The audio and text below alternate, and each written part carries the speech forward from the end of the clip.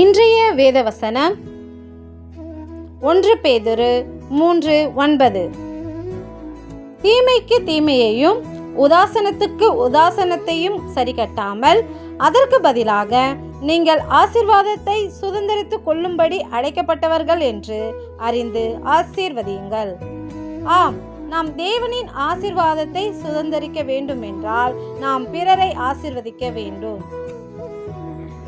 எனவேதான் தேவன் உன்னை ஆசீர்வதிக்கவே ஆசீர்வதித்தேன் என்று சொல்லுகிறார். அன்றியும் நீ தீமையினாலே வெல்லப்படாமல் தீமையை நன்மையினாலே வெல்லு என்று இருக்கிறதே.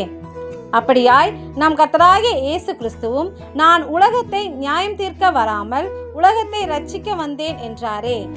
எனவே அவருடைய ஆவியை பெற்ற நாமும் தீமைக்கு தீமையையும் உதாசனத்துக்கு உதாசனத்தையும் சரிகட்டாமல் கிறிஸ்துவிற்குள் ஆசீர்வதிக்கப்பட்டவர்களாய் மற்றவர்களை ஆசீர்வதிப்போம். எங்களின் பாவங்களை எண்ணாமல் எங்கள் மீது அன்பு வைத்து உமக்குள் ஆசீர்வதிக்கப்பட்டவர்களாய் எங்களை இரட்சித்த எங்கள் இரட்சகரே, உமக்கு நன்றி செலுத்துகிறோம். நன்றி.